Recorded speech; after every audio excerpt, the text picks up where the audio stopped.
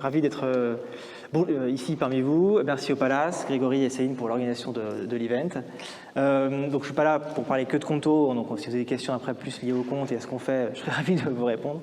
On va parler aujourd'hui d'hypercroissance. Il n'y a pas une seule solution de faire et une seule et même réponse, ce serait un peu trop simple.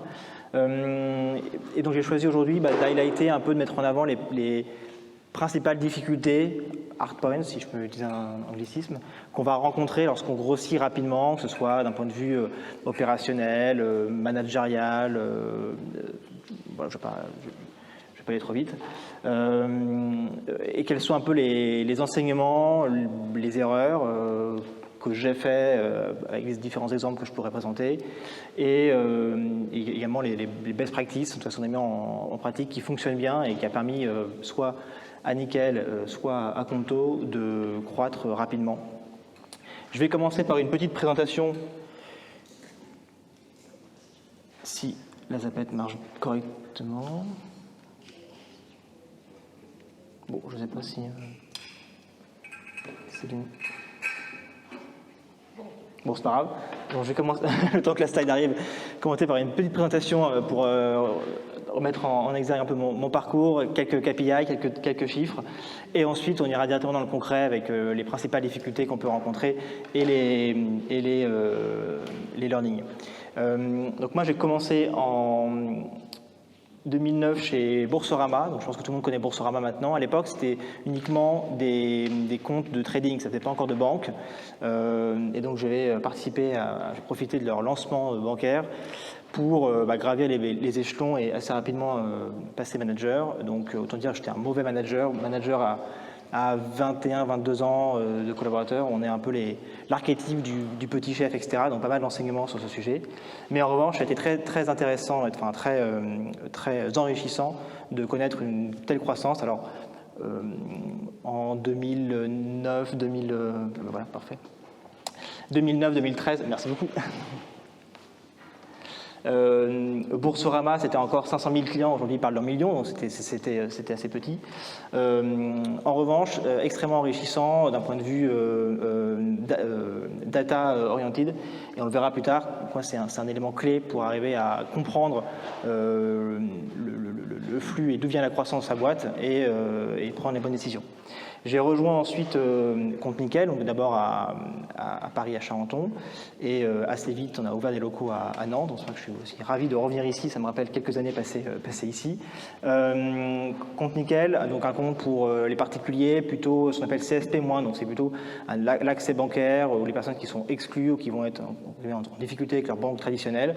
Compte Nickel se positionnait vraiment sur ce segment et ça a très vite marché, enfin le product market fit a été très vite au rendez-vous, avec des chiffres d'acquisition à faire pâlir toutes les banques. C'était plus de 30 000 nouveaux clients par mois en B2C, avec un coût d'acquisition très faible. Et c'est ce qui a donc fait le succès de Compte Nickel, et ce qui a motivé aussi son rachat par BNP en 2016. Et je tiens à le préciser parce que ce n'est pas le cas de toutes les néobanques ou toutes les fintechs qui se lancent, mais Nickel était rentable, en tout cas les quelques mois avant le rachat, le PNL mois était rentable lors du rachat par BNP. Donc ça prouve que le modèle était viable, ce qui est pas, ce que certaines fintechs n'ont pas encore réussi à démontrer dans l'environnement, que ce soit banque ou transfert, régulation, etc. Alors là, hypercroissance, Compte Nickel, avec le recul et comparé à Conto, c'était plus une PME qu'une start-up, puisqu'à l'époque, en plus, en 2013, lever des fonds pour les fintechs, c'était encore un peu confidentiel, mais très grosse croissance, avec en 4 ans, à peu près 0 à 250 salariés. Et moi, j'étais le premier salarié après les founders à les rejoindre. Et mes équipes, donc Ops, ça comprenait le service client, back-office dans une banque, représentait à peu près 100 personnes sur les 250, donc c'est des métiers opérationnels, forcément ça consomme pas mal de ressources, et surtout qu'en phase de croissance, la priorité n'est pas forcément donnée à l'automatisation, c'est un process. Donc forcément, il y a des activités pour lesquelles c'est fine, on accepte d'avoir des équipes opérationnelles, alors qu'on pourrait partiellement les automatiser ou les réduire. En 2014, on décide de réintégrer le support client qui était outsourcé, et c'est ce qui motive le fait de venir s'installer à Nantes. Donc on sélectionne différentes villes, bon bref, je passe au détail, et on choisit donc de réintégrer le support client, d'installer des locaux à Nantes, et in fine, au regard du succès des recrutements, de l'implémentation locale, de l'accueil de l'écosystème, etc., d'autres équipes sont venues rejoindre les équipes nantaises avec des équipes compliance, tech, etc. Et ce qui fait qu'aujourd'hui, c'est le principal site de Nickel. J'ai ensuite rejoint Conto, donc là pareil au lancement, et je me suis occupé des opérations également. Donc les opérations, c'est quoi? C'est onboarding des clients, donc c'est ouverture des comptes, la compliance. Donc, dans une banque, on a pas mal de checks réglementaires à faire, d'autant plus pour des comptes pro. Le support client, les équipes back-office, les équipes fraude, voilà, donc à nouveau des équipes opérationnelles qui représentent une bonne partie du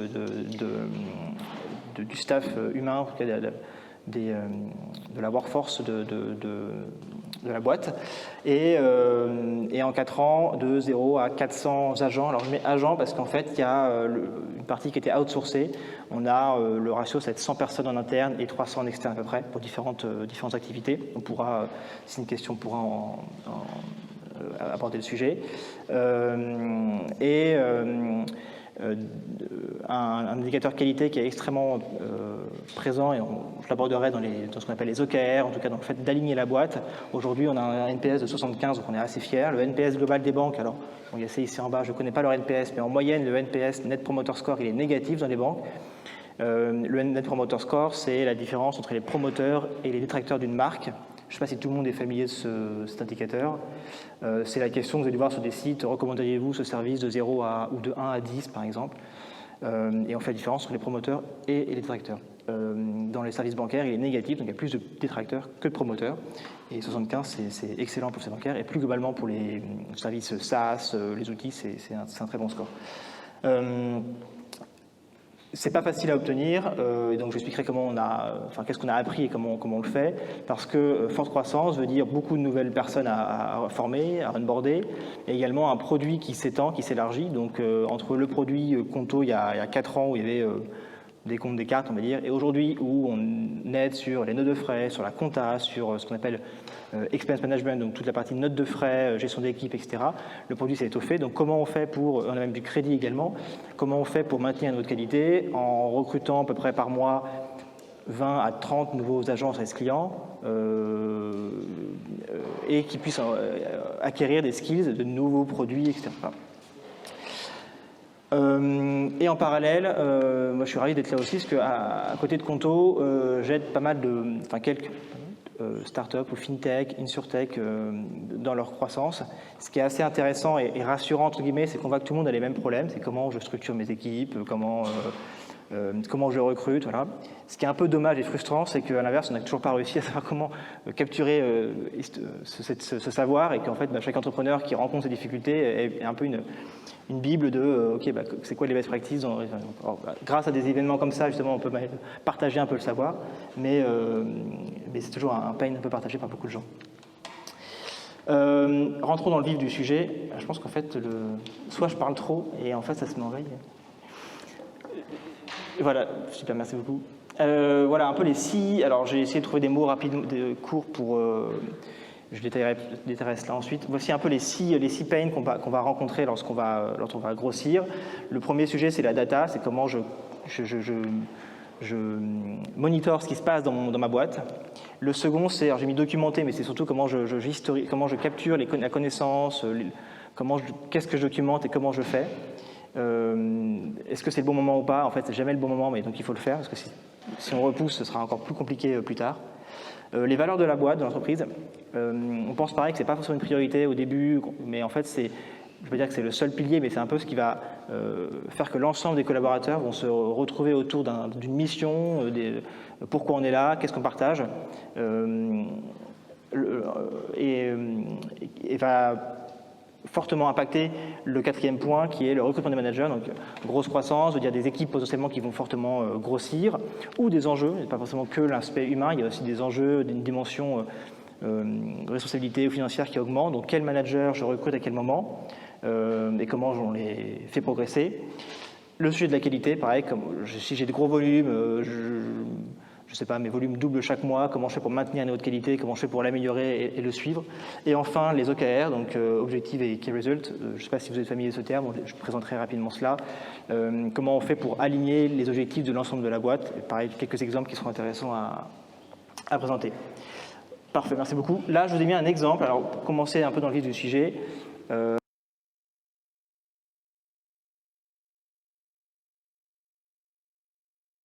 avec des ads, est-ce que c'est du SEO, etc. Avec une dimension d'analyse par cohorte. Je ne sais pas si tout le monde connaît ce terme, cette dimension. Au lieu de regarder la data à l'instant T du stock de votre client, de vos acquisitions par exemple, raisonner par cohorte, c'est en fait raisonner par groupement, par segmentation liée à une date de vie du client. Par exemple, donc si mon reporting c'est d'analyser le taux de conversion des clients, donc entre ceux qui se sont inscrits sur le site par exemple et ceux qui payent, on va regarder ceux qui sont inscrits en janvier et le taux était, on va dire, de 50%. Entre-temps, on va améliorer le site, on va faire des campagnes différentes.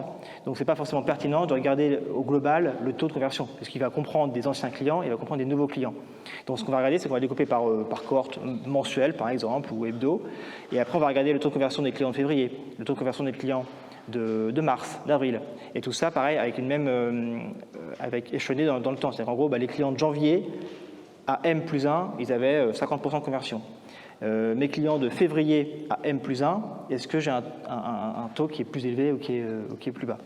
Donc c'est important de raisonner par cohorte, et ça on l'oublie souvent dans l'analyse des dossiers, des volumes, parce que toute action qu'on va prendre va forcément impacter à la fois ses nouveaux clients et son stock. Sauf que si on ne dissocie pas en fait l'ancienneté des clients qu'on analyse, on ne va pas pouvoir mesurer si la décision qu'on a prise, soit le choix qu'on a pris, est positif ou négatif sur nos clients.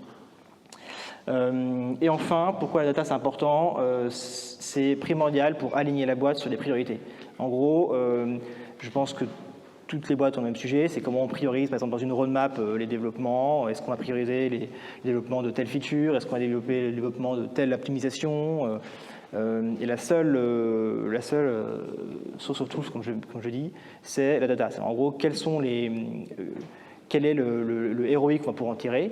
Est-ce que développer une nouvelle feature pour générer tant d'acquisitions et tant de revenus est plus pertinent ou plus prioritaire que régler un bug ou je sais pas, une tâche qui est très chronophage, qui consomme beaucoup de ressources et qui coûte in fine tant à la boîte à gérer, quoi. Donc c'est ça qui permet de prioriser, d'aligner l'ensemble des équipes. Je sais pas si... Pas de souci. Mais je ne pas, je peux continuer à parler sans. Et c'est également un moyen, enfin la data, alors à part si on je ne sais pas si c'était, je ne sais plus si c'était Churchill qui disait ça, ou sur le fait que on peut faire des recherches, enfin en tout cas on peut interpréter la data comme on le souhaite, mais en tout cas dans une boîte, c'est le meilleur alignement, c'est le meilleur moyen d'aligner les équipes et que les équipes qui ne sont pas forcément prioritaires, qui vont être dépriorisées, puissent comprendre le fait que, ok, je comprends que c'est prioritaire de développer telle feature qui va générer tant de revenus versus mon outil qui n'est pas encore automatisé, parce que d'un point de vue global, macro de la boîte, le ROI fait que c'est prioritaire, quoi. Les learnings, rapidement, il y a un sujet d'outils qui est assez primordial pour pouvoir traquer. J'ai vu des boîtes, il y en a encore beaucoup, peut-être parmi vous, qui vont gérer leurs emails, par exemple, service client, sur Gmail. Et en fait, il n'y a aucune possibilité de traquer le volume, les types de flux.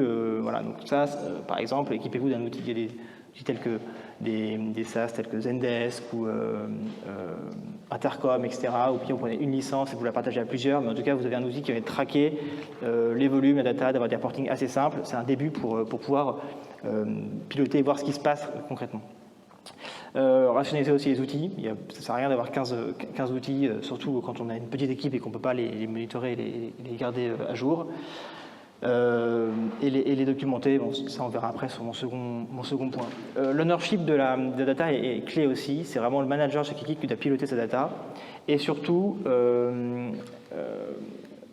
le manager, il doit se concentrer sur l'analyse des variations. En gros, si le manager, je ne sais pas si vous faites des CODIR ou autre, vous dites, bah, OK, cette semaine, on a fait 200 nouveaux clients, très bien. Ce qui est important, c'est la variation versus la semaine précédente. Ce que le manager doit comprendre, c'est pourquoi cette semaine, on a fait plus 10 ou moins 10. Est-ce qu'il y a eu, je sais pas, c'était la rentrée, il y a eu des événements, il y a eu on a augmenté les ads en ligne, donc on a eu plus d'acquisitions. Ou à l'inverse, cette semaine on a fait moins 10, ouais, mais en fait la semaine dernière on avait fait déjà plus 10 parce qu'il y avait eu un événement, etc. Donc on vient à moins 10, en fait on revient sur le niveau classique, c'est normal. En tout cas, c'est ça le rôle du manager, il doit se focuser sur expliquer pourquoi on a cette variation.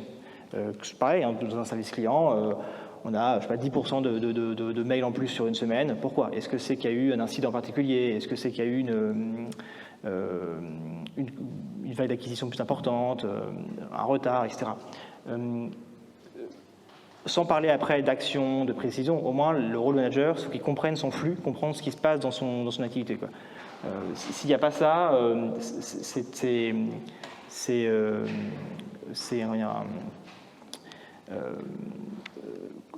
la porte ouverte à des prises de décision qui sont pas qualifiées, qui vont mettre en péril ensuite le dos d'activité ou le business propre de l'équipe en question, quoi. Les skills, alors c'est important d'avoir des équipes qui sont alors, soit dans le recrutement, ou en tout cas les former, qui ont cette appétence data. Data, on part d'un niveau 0 Excel à des experts sur SQL, donc la palette est assez large, mais qui savent ouvrir un spreadsheet Google et le partager, et en tout cas avoir cette appétence à pouvoir biduler quelques chiffres. Dans une phase d'hypercroissance, c'est extrêmement important parce qu'on a besoin de suivre précisément et dimensionner ces volumes. Donc si on a des personnes qui savent pas, qui ne sont pas à l'aise avec des outils de reporting type Excel ou autre, c'est assez ça sent pénalisant. Donc n'hésitez pas à, soit dans le recrutement ou à former les équipes sur ces sujets-là pour qu'ils puissent maîtriser cela. Avoir des personnes qui soient non-tech, qui soient ops, mais que ce soit marketing ou autre, et qui maîtrisent SQL, c'est aussi parfois un bon moyen d'avoir des personnes qui puissent être source de données rapides dans les équipes sans avoir besoin de faire appel aux équipes tech pour sortir des reportings qui seront trop chronophages pour eux à éviter. Enfin, on peut se poser la question d'une équipe dédiée, data. Et ça, pour définir cela, j'ai mis un KPI ici qui est de 3 heures par manager. Déjà 3 heures c'est beaucoup, mais chacun le quantifiera en fonction de sa boîte. Le rôle du manager, comme je disais, c'est vraiment d'analyser les variations, c'est pas de construire ce reporting. Donc si le manager, tous les lundis matins de 8h à midi, il passe son temps à recueillir les datas de la semaine dernière, etc., il perd trop de temps. Donc ce qu'il faut, c'est vraiment poser la question d'un moment, est-ce que une ressource ou 2 ressources dédiées pour sortir les reportings de la boîte, quoi, des sales, des ops, de l'acquisition, etc., seront pertinents pour focuser la valeur du manager sur l'analyse de ces data, je me répète, et non pas sur sortir le reporting et pousser des chiffres. Il n'aura pas du tout la tête, parce qu'il a passé 3 heures à sortir les chiffres, il n'aura plus envie de les analyser, quoi. Voilà. Si vous avez des questions, vous notez, on ne dira pas à les repasser. Après, je serai ravi d'y répondre. Deuxième point, documenter. Le défi ici va être de savoir comment est-ce qu'on j'ai mis capturer le knowledge, alors excusez-moi pour l'anglicisme, mais comment est-ce qu'on agrège tous les savoirs qu'on va distiller dans la boîte. On se lance, on est 2 avec un stagiaire et on a appris des choses, on est déjà à 25 et cette année on va passer à 50. Comment est-ce que je capture tout ce qu'on sait. Il y a bien sûr les procédures opérationnelles, comment on fait dans l'ERP pour mettre une facture, etc. Mais il y a aussi tout ce qu'on a appris. Donc, OK, on a fait tel ads, on a fait tel event, on a vu que ça avait tel résultat, c'est intéressant, pas intéressant. Comment est-ce qu'on historise tout ça pour ne pas réinventer la roue à chaque fois? C'est extrêmement important pour l'onboarding des nouvelles personnes. Je pense que si vous êtes en phase de forte croissance, vous vous rendez bien compte que chaque nouvelle personne qui arrive, OK, c'est quoi les procédures, c'est quoi le savoir de la boîte, etc. Donc s'il n'y a rien, c'est quand même assez pénalisant et c'est un gros frein à l'onboarding, le fait que la personne puisse être activable assez rapidement. Je ne sais pas comment vous avez vécu vous le confinement et donc le travail en télétravail, le remote. Mais pareil, s'il n'y a pas de support avec un peu les process et avec aussi les comptes rendus des réunions, où en sont les projets, des Kanban, etc. en ligne, ça a été très compliqué pour certaines boîtes à passer le pas et du jour au lendemain pouvoir continuer de bosser en full télétravail. Je mettais voilà, les meetings, pourquoi on a pris telle décision, ces différents sujets. Donc, il y a des outils, bon, j'en parlerai après, mais que ce soit des Google Drive ou même des suites, maintenant la suite Office le fait aussi en ligne, mais pas forcément c'est plus activable, mais des Notion, où vous pouvez historiser les meetings, vos tableaux, etc. Et à moins tout le monde, que ce soit on-site ou en télétravail, ont accès à la donnée à jour, et au moins vous êtes, tout le monde peut travailler en même temps sur les mêmes éléments. Ça c'est assez clé pour l'efficacité. Et dernier point, dans ces données à capturer, il y a la notion de procédure et de standard. Et pour le maintien de la qualité, donc on en verra après, c'est extrêmement clé, qui est un peu une référence de OK, c'est quoi le process classique dans une boîte. Donc, par exemple, on va avoir une réclamation d'un client parce qu'on n'a pas rendu son livrable en temps, en heure. Pour qualifier est-ce que c'est un problème ou pas un problème, il faut qu'il y ait un peu les guidelines, en tout cas un élément qui indique c'est quoi le process classique de se dérouler dans la boîte. Par exemple, dans un service client, on va avoir OK, ben voilà le type de réponse ou la forme d'une réponse et le temps que la réponse doit être faite. Et donc, si on sort de ce cadre ou si on a répondu trop tardivement, on est hors standard et donc c'est qu'il y a un problème. Si on doit faire une campagne d'ADS en ligne, on a le template des ADS, on a un peu le tone of voice à respecter et on a la perf minimale qu'on doit obtenir, quoi. Et si on a une perf qui est beaucoup moindre, OK, ben on est sorti du standard, il y a un problème. Et si on n'a pas en fait ce standard qui explique un peu c'est quoi les guidelines, c'est quoi les attentes de la boîte, on n'est pas en mesure de définir factuellement s'il y a un problème ou pas. Donc si on a des situations où il faut analyser quelque chose, ou si on a une situation normale, OK, on a fait un truc, ça n'a pas marché, tant pis. Et donc ça, c'est pour ça que c'est extrêmement important d'avoir cette documentation à jour pour pouvoir se poser la question, OK, est-ce qu'on est dans une situation normale ou anormale? Et on le verra après, si la situation est normale, OK, on l'analyse, on regarde ce qui se passe et on s'améliore, quoi. Donc l'e-learning, même si on est en phase d'hypercroissance, qu'on a plein de trucs à faire, il faut s'atteler dès maintenant, parce qu'en fait, c'est pas quand on aura 25 salariés ou quand on aura 100 qu'il faudra le faire. Ce sera encore plus painful de le faire. Chacun aura créé un peu dans ses dossiers personnels, ses propres documentations, etc. Donc c'est encore plus compliqué après de rationaliser tout ça. Donc je le mettrai après dans un sujet sur la qualité, mais il faut accepter de ralentir parfois un petit peu pour prendre quelques temps pour documenter, trouver le bon outil. C'est le troisième point, trouver le bon outil pour historiser ça. Donc au début, si vous utilisez tous la suite Google, il y a du spreadsheet par exemple qui marche, ou du document partagé qui marche très bien. Il y a l'outil Notion, je pense que certains d'entre vous doivent connaître, qui est également très bien pour ça. Donc ça, c'est clé de s'y atteler dès le début. L'ownership de ces procédures, de ces standards est aussi important. Ça peut se poser la question dans certaines boîtes quand on atteint une taille assez importante, c'est est-ce que je crée un service formation ou un service, je ne sais pas comment l'appeler, mais service formation, ou est-ce que l'ownership reste auprès des équipes? Et deux choses différentes, il y a ceux qui créent et qui mettent à jour les process, les procédures, les standards, et ceux après qui vont éventuellement onboarder les juniors. Le service formation ne doit en aucun cas être responsable de mettre à jour les procédures, parce qu'en fait, ils sont plus sur le terrain, ils ne voient plus ce qui se passe, et donc ils ne peuvent pas identifier les anomalies, les écarts, et surtout ils ne peuvent pas faire vivre ces standards. C'est-à-dire, en gros, on avait un standard qui a 1 an, on a créé des ads, on a amélioré nos standards, on a appris plein mal de choses, et maintenant on sait que pour faire une ad qui convertit mieux, il faut mettre tel titre, etc. Bon, ça, il faut l'updater, ce standard. Et ça, qui peut le faire? C'est le personnel, c'est l'équipe qui le sait le faire. Ce n'est pas un service formation qui sera plus opérationnel au bout de quelques mois, qui va pouvoir updater ça. Donc c'est important que ce soit le manager ou l'équipe ou un senior dans l'équipe qui garde la main sur ces process et ces standards. Et enfin, c'est effectivement un moyen d'amélioration continue. On en parlera sur le sujet de la qualité après, mais comme je disais, voilà, avec mon exemple, c'est constamment enrichir le standard des best practices de ce qu'on a appris puisque personne, quand on va recruter et quand on crée sa boîte, personne dans la boîte, sauf quelqu'un qui a déjà fait des startups avant, mais personne n'est passé de 0 à 200 salariés. Donc tout le monde apprend en même temps. Donc tout le monde va compléter ce standard. Ok, on a fait je reviens à mon exemple d'ADS, si vous voulez, je changerai l'exemple après, mais on a fait tel ad, ça n'a pas marché, on a appris on a tiré telle conclusion, maintenant on sait qu'il faut mettre tel visuel, etc. Ça, en gros, c'est une découverte pour toute l'équipe. On le store et on améliore step by step. Troisième point, les valeurs de l'entreprise. Il y a différents types de valeurs.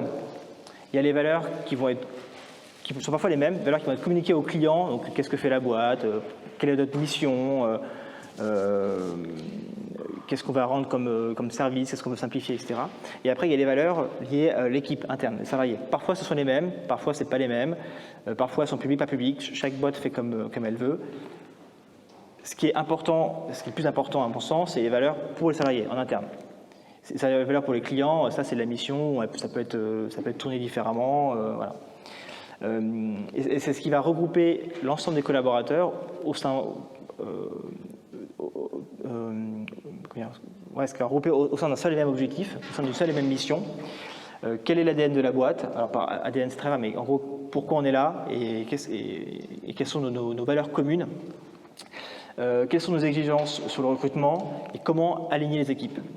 Je fais une petite aparté sur ce sujet, sur les raisons qu'est-ce qui motive les collaborateurs et par extension sur les raisons de churn, pourquoi les personnes quittent une boîte. Et les 3 éléments clés qui motivent les personnes, c'est assez universel, c'est le sens de la mission, les compétences, je me vois progresser, et l'autonomie. Le sens, c'est en gros je suis en accord avec ce que fait la boîte, en accord avec mes valeurs personnelles. En gros, si je prends un exemple un peu segmentant, mais si je suis vegan et que je bosse pour un abattoir, forcément j'aurai des problèmes. Ou si je suis par exemple moi personnellement, j'ai des mauvaises expériences dans ma famille, des gens qui ont été interdits bancaires à cause de crédits, de revolving, etc. Donc moi je ne pourrais pas travailler dans un organisme de crédit parce que il y a la part entre business, monter chiffre d'affaires et des personnes qui vont créer des difficultés financières parce qu'elles vont être surendettées est très mince. Donc chacun doit être en accord avec le sens entre ses propres valeurs et ce que fait la boîte. Mastery, les compétences, je me vois progresser, évoluer dans l'entreprise. Pas forcément évoluer en termes de grade, de job. Par exemple, un tonnelier qui fait des tonneaux, entre le début de sa carrière et la fin de sa carrière, le tonneau, il va pas beaucoup changer. En revanche, au début, il faisait un tonneau en 2 semaines, je sais pas, en 2 jours, et maintenant, il fait 4 tonneaux par jour, et les tonneaux, ils sont d'une qualité irréprochable, quoi. En gros, il s'est vu évoluer. Et ce qui est très compliqué pour les boîtes, c'est comment je montre aux salariés qu'ils progressent. Est-ce que c'est que par des data? Est-ce que c'est par le manager? Voilà. Et donc, si je vois que j'acquiers des compétences et que je deviens extrêmement strong dans mon activité, et troisième point, je vois que j'ai aussi une certaine autonomie, je ne suis pas micromanagé, j'ai quand même une certaine autonomie, c'est les 3 piliers même de la motivation. Et un collaborateur qui se voit progresser, qui est en accord avec la boîte, ne va pas partir pour 2 000 € par an de plus, il sait qu'il les atteindra parce qu'il va progresser dans la boîte. Voilà. Alors bien sûr, si la personne est déraisonnablement mal payé par rapport au marché, oui, elle partira, mais l'élément financier, ce n'est pas l'élément premier du churn. Pourquoi je dis ça? Parce qu'en fait, lorsqu'on va recruter des collaborateurs, être clair sur, ok, c'est quoi les valeurs de la boîte, tu nous rejoins et voici nos valeurs, voici comment on va se comporter avec toi, voici un peu notre vision, c'est très clair aussi pour que la personne soit en accord avec ce pourquoi elle rejoint la boîte. Je ne sais pas si vous avez vu en ce moment, il y a quelques mois maintenant, il y a un compte sur Instagram qui s'appelle Balance à sa stop, voilà. Alors, il y a beaucoup de choses, il y a des employeurs qui sont vraiment dans l'illégalité même, mais on se rend compte de 2 choses aussi intéressantes pour les cas qui sont un peu plus light, c'est qu'il y a des managers qui ne savent pas manager, donc forcément ça part à la casse, et donc on a des types de managers qui sont exécrables, mais on a surtout un désalignement entre les besoins de la boîte et ce dont sont venus chercher les salariés, quoi. Enfin, les salariés, les salariés, quoi. Entre eux, bah oui, la boîte, le rythme il est élevé, il y a tel niveau d'exigence, et en fait, les collaborateurs n'ont pas forcément conscience que rejoindre une start-up où, bah, certes, on est en jean et ensuite, en fait, c'est vachement plus exigeant, vachement plus compliqué qu'une boîte qui est structurée où bah, les process sont déjà écrits, les jobs ne changent jamais, mon équipe, ce sera la même pendant 5 ans, etc. Et donc, si on n'est pas clair dès le début sur, OK, c'est quoi les valeurs et qu'est-ce qu'on va attendre de la croissance, enfin, du collaborateur, on a un désalignement qui se paye au bout d'un an ou deux parce que les gens ne sont pas du tout raccord avec ce pourquoi ils sont venus, etc. Et ça marche dans les deux sens. Les gens qui vont aller postuler dans des grosses boîtes du CAC 40 et qui vont dire non mais franchement c'est un enfer, ça n'avance pas, etc. Et des gens à l'inverse qui vont rejoindre une start-up qui disent non mais franchement là ça va trop vite pour moi, je ne me retrouve pas dans ces valeurs. Je prends l'exemple des valeurs de Conto. Alors elles sont, on a fait, enfin simple, je ne sais pas parce que c'était galère à trouver, mais en tout cas elles sont valables pour les clients et pour en interne. En gros il y a 4 valeurs. Ambition, donc on est ambitieux pour nos clients et on veut qu'ils puissent, et on veut que notre produit les accompagne tout au long de leur croissance, mais aussi on veut que nos collaborateurs soient ambitieux. Parce qu'effectivement, servir aujourd'hui, on a 200 000 clients, 8 millions de MRR, on veut doubler ça encore l'année prochaine, donc c'est des objectifs qui sont extrêmement ambitieux. Donc on veut aussi des collaborateurs qui ont envie de relever ce défi avec nous, quoi. Teamwork, on fait en sorte que notre produit serve les clients et puisse améliorer leur gestion d'équipe ensemble. Mais surtout, Teamwork, c'est une valeur fondamentale pour Conto, parce que avec à peu près 50 nouvelles personnes qui nous rejoignent chaque mois, peuvent se créer des silos. On ne connaît plus forcément tout le monde par son prénom. Donc c'est extrêmement clé d'avoir de bons réflexes et des bonnes méthodologies pour bosser ensemble, parce que forcément des silos peuvent se créer et c'est là où ça peut après se taper dessus. Je le montrerai avec des exemples aussi dans les OKR après. Mastery, donc on veut que notre produit soit reconnu, la qualité du produit soit reconnue par nos clients, et surtout on veut des collaborateurs qui veulent développer leurs compétences avec Conto, qui viennent chez Conto pour apprendre. On va apprendre à craquer la banque, on va apprendre à passer de 200 000 à 400 000 clients. Et personne ne l'a fait, mais donc on va apprendre ensemble à le faire. Et enfin, intégrité. Donc on est intègre parce qu'on gère quand même l'argent des clients et donc on ne peut pas faire n'importe quoi avec cet argent. Et on est régulé par la Banque de France. Et surtout, on va être intègre avec les collaborateurs, une sorte d'assertivité, on va être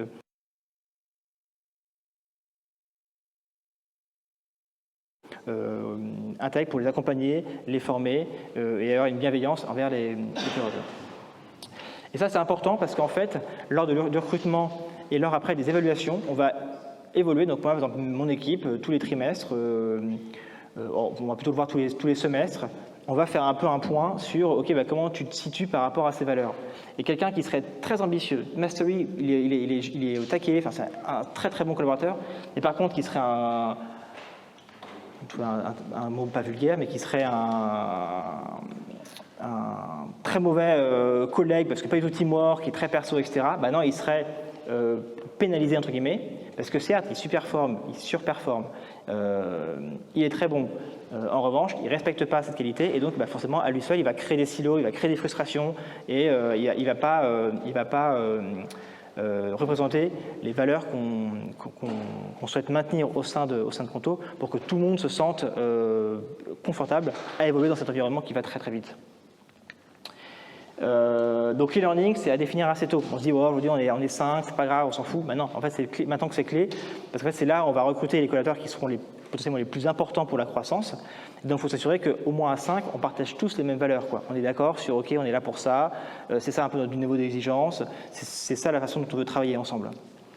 Un outil de recrutement, comme je disais, donc important d'aligner aussi une personne qui recherche un poste qui ne va pas évoluer, enfin, quand je dis pas évoluer, c'est pas péjoratif, mais un poste où il y a la fiche de poste, elle est définie, et en gros, c'est fine, quoi. On peut se dire, OK, dans une optique où on va grossir rapidement, dans 3 mois, 6 mois, on ne sait pas trop comment le poste va évoluer, une personne qui se voit mal évoluer, ça peut poser problème, quoi. Donc c'est important de bien targeter ces sujets-là dans les phases de recrutement, quoi. Et après, comme je disais, un outil de management qui peut aller jusqu'à la fin d'un contrat, en disant OK, fine, on n'est plus aligné sur les valeurs. Toi aujourd'hui, on voit que tu as envie de progresser, tu as un très bon teamwork, mais en revanche, la vitesse est trop importante, ou on voit les skills qu'on te demande d'évoluer qu'on te demande d'apprendre sont plus au rendez-vous, ok, bah dans ce cas-là, on va éventuellement réfléchir à un autre poste au sein de la boîte. C'est aussi un outil d'alignement pour matcher, et je vais dire facer en anglais, mais je ne veux pas utiliser l'anglicisme, pour faire un peu un bilan de la situation, et ok, est-ce qu'on est toujours aligné ou pas sur l'entreprise, et est-ce qu'on ok, on se sépare, fine, de rupture conventionnelle, et on est ravis d'avoir bossé ensemble, et tu continues ton expérience et tu capitalises sur ce que tu as appris chez nous, ou non, ok, on travaille ensemble et on va faire en sorte que tu puisses développer cette compétence qui te manque pour évoluer chez nous. Voilà. Assez lié, le quatrième point, le recrutement des managers. Alors manager, je disais tout à l'heure, il y a deux dimensions. Il y a à la fois le volume, nombre de personnes à manager qui va évoluer. Donc c'est 2 à 10, alors 10 c'est trop, mais de 2 à 8 à manager. Et il y a aussi les enjeux. Au début, je gérais tout le marketing de la boîte. Et puis petit à petit, les objectifs des ads, du SEO, du revenu font que en fait, il faut des gens qui soient experts sur des sujets et plus globaux. Donc quelle est la bonne personne que je recrute au bon moment? Et ça, c'est toujours la grande question. Les difficultés qu'on va avoir, c'est qu'au début, on a besoin de quelqu'un qui est un peu couteau suisse. Typiquement, moi, quand j'ai commencé, que ce soit chez Nickel ou Conto, c'est moi qui ai seté mon outil, c'est moi qui ai répondu aux premiers emails, c'est moi qui ai fait les premiers templates des emails, parce qu'au début, j'étais tout seul, donc forcément, il n'y a personne d'autre qui allait faire à ma place. Et sauf qu'à la fin, on attendait au-dessus de moi que je manage 100 en interne et 400 en externe, quoi. Trouver des profils qui peuvent faire qui ont ce gap de compétences, c'est assez compliqué. Et surtout, pour le dirigeant ou manager qui l'a recruté, il a une palette de profils à sa disposition. Trouver le bon, c'est extrêmement compliqué. Également, on va se poser la question de ok, je sais qu'il faut quelqu'un de senior parce qu'on va avoir une croissance importante, mais comment je fais pour attirer quelqu'un de senior? Parce qu'à l'instant T, le job n'est pas forcément intéressant. C'est-à-dire que moi, on m'aurait dit tu vas commencer par gérer les tickets. Si je ne l'ai pas déjà fait chez Compte Nickel, j'aurais dit non, mais no way, quoi, ça ne m'intéresse pas, quoi.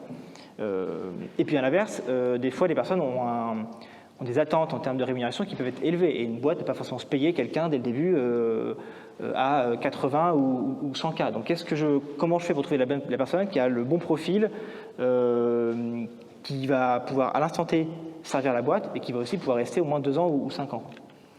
Et enfin, le plus gros pain aussi, qui vaut à la fois pour le manager qui recrute, mais aussi pour le dirigeant, c'est que il y a un moment où il va falloir accepter de recruter des gens qui sont plus forts que soi.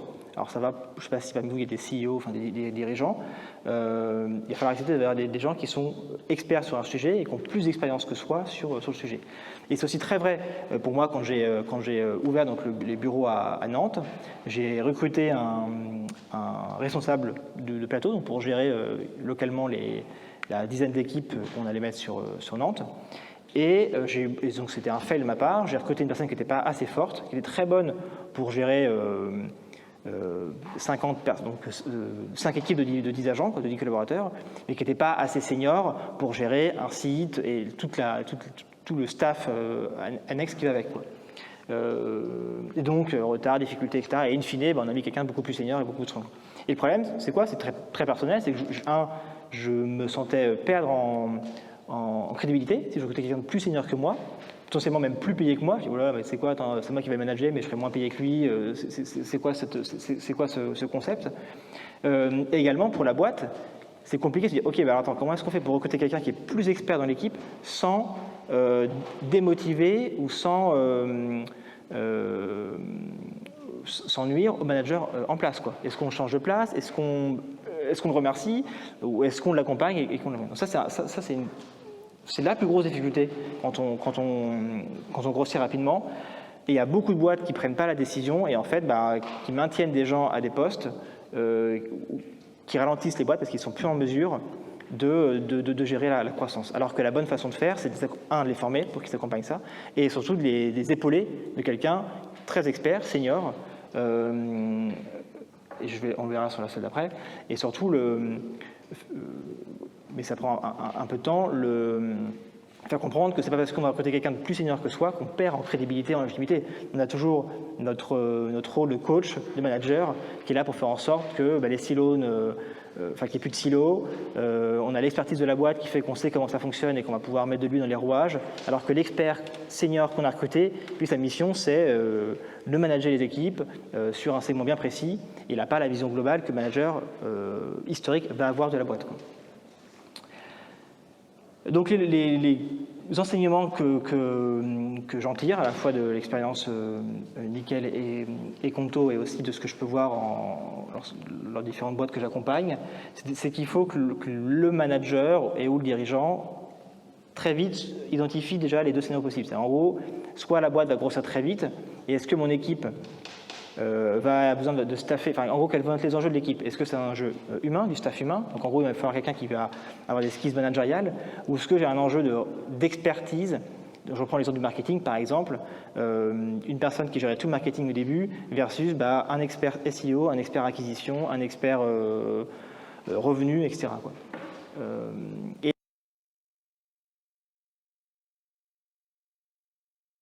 différents scénarios. En gros, ma boîte va croître très fortement, donc on va faire un peu l'organigramme cible dont je vais avoir besoin, ou non, la boîte elle va grossir gentiment et voici un peu l'organigramme classique, quoi. Ensuite, pas hésiter à recruter des profils juniors, pas forcément directement à chercher des personnes qui ont une expertise de 5 ans, 8 ans sur un domaine, parce qu'ils risqueraient potentiellement de s'ennuyer. Donc le fait que les gens soient juniors et qu'il y ait 1 an ou 2 ans sur le poste n'est pas du tout pénalisant. Ce qui va être en revanche clé, c'est s'assurer que la personne, elle peut apprendre vite, et après vérifier qu'elle apprend vite, réellement. Et comment on voit ça c'est en fonction de l'expertise, des expériences qu'elle a pu avoir au préalable, est-ce qu'elle a toujours fait le même job, ou est-ce qu'elle a pu découvrir d'autres skills, etc. Le fait d'avoir des marqueurs qui prouvent que la personne peut rapidement apprendre, qu'elle soit junior ou pas, on s'en fout un peu, quoi. Ce qui est important, c'est sa capacité d'apprentissage rapidement. Et monitorer rapidement le début de la personne, comment est-ce qu'elle apprend rapidement, et est-ce qu'elle arrive à prendre le bon recul entre l'opérationnel et ce qui lui est demandé par rapport à la croissance de la boîte. Avoir un discours assez de manière très transparent et assertif, et accompagner le ou les managers qui vont être concernés par ces défis de scale. En gros, dire voilà, aujourd'hui tu manages 5 personnes, ça se passe bien. Demain, dans 1 an, tu devras manager 20. Aujourd'hui, tu ne sais pas faire, donc on va t'accompagner sur comment il faut faire.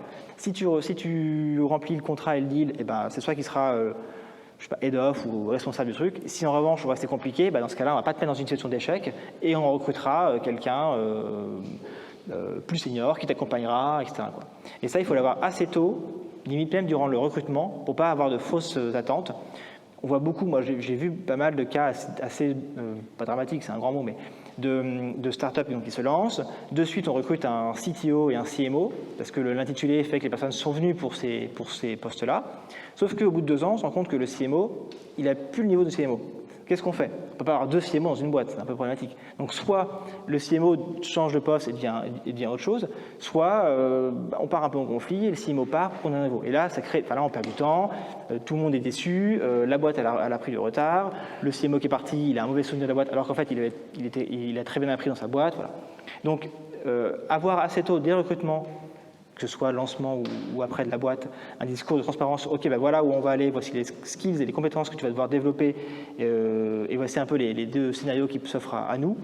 C'est important d'avoir ce discours assez tôt, pour pas qu'il y ait des surprises, et surtout pour pas arriver à la dernière carte, qui est pas de décision, et en gros on maintient la personne, elle n'est pas à l'aise, elle sent bien qu'elle est en difficulté, mais elle ne veut pas perdre la face. L'entreprise est ralentie ou ne s'en rend même pas compte parce que la personne, comme elle a l'ancienneté de la boîte, avec son bagou, elle passe entre les mailles du filet. Et en fait, c'est un frein énorme au scale de la boîte. Je reprends l'exemple de chez Conto. Moi, j'étais très bon pour faire de 0 à 400 personnes aux ops. En revanche, j'étais plus bon pour passer de 400 à 3000. Aujourd'hui, il y a 800 personnes pour les ops. On a recruté quelqu'un qui a un profil international, parce qu'en plus, maintenant, on gère ça en 5 langues. Donc moi, à part parler anglais et français, c'était tout ce que je maîtrisais. C'est déjà pas mal, mais c'était tout. Et lui, il maîtrise 4 langues. Il avait déjà managé des équipes internationales. Donc lui, il sait faire. Ok, c'est quoi maintenant le next step? Qu'est-ce qu'il faut structurer? Quels sont les outils, les pratiques managériales, les profils qu'il faut aussi pour passer de 400 à 3000 collaborateurs. Voilà. Alors que, par contre, créer un département partenariat de 0 à 5 personnes, je sais faire. Donc ça, c'est important d'avoir ce discours et aussi que la boîte accompagne l'évolution des différents collaborateurs en fonction de l'étape de la boîte. Je vérifie le temps. Je suis un peu... Je me dépêche. On va passer en retard, mais quand même. La qualité, en gros, c'est clé. KPI, NPS 75, c'est le NPS de Conto. Aujourd'hui, on a à peu près 45 000 demandes, c'est email, téléphone par mois, et on sort de nouvelles features. Donc en gros, il y a un défi de croissance et de formation des équipes qui est extrêmement élevé. Ce qu'il faut faire pour maîtriser sa qualité, c'est qu'il faut arriver à définir des KPI assez tôt. En gros, c'est quoi les KPI globaux de la boîte? Qu'est-ce qu'on veut atteindre? J'ai parlé tout à l'heure de NPS, Net Promoter Score, ça peut être autre chose. Mais bon, il faut quand même que la boîte ait un indicateur global de qualité. Et ensuite, comment on le split par équipe. En gros, l'équipe tech, si elle fait une feature on time, à l'heure et de bonne qualité, ça va contribuer au NPS. C'est sûr que si on fait une feature qui est plein de bugs, ça va impacter mon produit. Pareil, le support client, s'il répond mal ou en retard au mail, la feature elle peut être de très bonne qualité, ça va impacter aussi le NPS. Donc en fait, chaque sous-équipe doit avoir après des KPI propres à son daily, à son activité au quotidien. Le rendre visible, donc on affiche le KPI, et surtout on rend visible ce qui ne va pas. Donc en gros, on devait atteindre 75, aujourd'hui on est à 60. Pourquoi? Quels sont les verbatim, les notes des clients qui ne sont pas contents? Donc en gros, j'ai le NPS, on note de 1 à 10, quelqu'un a mis 2, produit trop cher qui bug, ok, on l'affiche et on va travailler dessus pour voir pourquoi. Est-ce qu'on n'a pas été clair sur quel est le produit en amont lorsqu'on a acquis ce client, enfin, voilà. Et basé sur cet affichage des KPI et des verbatim, on va les analyser. Donc analyser en continu les verbatim des clients, sur pourquoi on n'a pas atteint le KPI. Un exemple assez concret, je vais repartir de la pièce. Alors c'est un jargon. Quand on fait cette analyse, il faut prendre le temps, et ce sera donc la quatrième carte, prendre le temps d'analyser un peu comme pas comme un enfant, je ne sais pas comment dire ça, de manière un peu didacticielle, chaque étape du parcours. Et on oublie trop de le faire, parce que la boîte grossit, chaque équipe après reste sur son périmètre, et on passe parfois à côté d'aberrations clés. Je prends l'exemple d'une fintech qui fait du crédit en ligne que j'accompagnais. L'objectif des ops, c'était de faire le plus de chiffres possible. Et ils se rendent compte qu'ils ont beaucoup de dossiers KO, un chiffre de plus d'octroi de crédit possible, et ils se rendent compte qu'ils ont au moins at scale, alors c'est en anglais, désolé, mais un service de qualité qui reste de qualité et qui s'augmente malgré la croissance, le passage à l'échelle, avec un NPS à 75, et un troisième focus qui est l'expansion internationale. Alors j'ai mis des X parce que la donnée n'est pas, voilà, mais en gros, il faut qu'on ait un peu plus de 15-20% de notre MRR qui soit à l'international. Donc ça, c'est les trois prios qui focus, c'est les trois objectifs sur lesquels l'ensemble des équipes doit se focuser, avec plus ou moins d'intensité pour les équipes market versus équipes tech. Voilà. Par exemple, les équipes tech product, ils savent que cette année, ils vont devoir développer des features pour l'équipe internationale. L'équipe support client, opération, customer success, ils savent qu'ils vont devoir monitorer de manière très précise le NPS parce que c'est leur défi et savoir comment est-ce qu'on passe de 200 000 à 300 000 clients avec un NPS aussi élevé. Et côté marketing, nous, le défi, c'est comment on va leverager, comment est-ce qu'on va tirer profit de nos initiatives actuelles, augmenter nos ads, augmenter notre taux de conversion pour arriver à ce MRR. Et après, de manière plus opérationnelle, comment ça se concrétise, c'est que chaque équipe fait ses propres sous-OKR pour aligner ensuite ses sous-équipes. Donc là, j'ai encore repris un exemple marketing. On veut devenir leader sur la création d'entreprises. Aujourd'hui, Conto, on accompagne 3500, 4000 créations d'entreprises par mois. On est le troisième acteur. Devant, on a Crédit Mutuel et Crédit Agricole, qui sont à 14-13% de part de marché. Nous, on est à 12% de part de marché. L'objectif du trimestre, c'est de passer à 15% de part de marché. Et après, comment on va le faire? On a différentes sous-actions et donc des objectifs qui sont chiffrés. On va créer tel contenu, on va lancer telle feature, on va développer tel partenariat avec à la fois un élément, un KPI chiffré, donc on doit atteindre tel chiffre d'acquisition ou telle performance, et une échéance, d'ici tel trimestre, d'ici tel mois, etc. Les learnings, il faut donc définir rapidement des objectifs qui soient globaux. Donc on part de OK, c'est quoi ce qui drive la boîte ce trimestre ou cette année, et ensuite comment on le découle par équipe. Ça sert à aligner l'ensemble des équipes, et ensuite, lié à cela, on l'aligne, chaque département va partager ses OKR pour s'assurer qu'on est raccord, qu'il n'y ait pas de dépendance. Et en gros, moi, marketing, je vais devoir développer une interface ou un site web. OK, je suis sûr que l'équipe tech a la bande passante pour le faire. Et comme ça, on s'aligne durant le trimestre.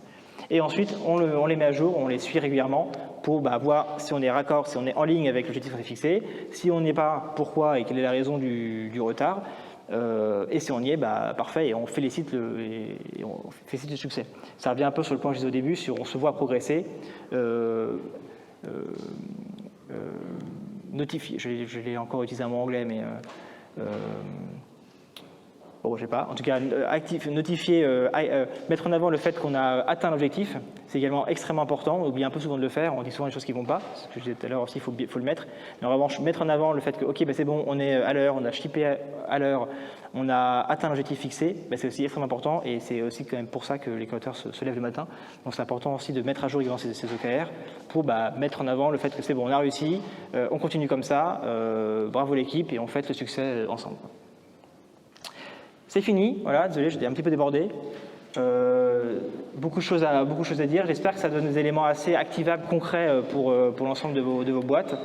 Si vous avez des questions sur ce que j'ai dit ou d'autres problématiques que je n'ai pas soulevées ici, n'hésitez pas, et ravi d'y répondre et d'apporter quelques éléments de réponse, en tout cas sur ça. Merci à tous.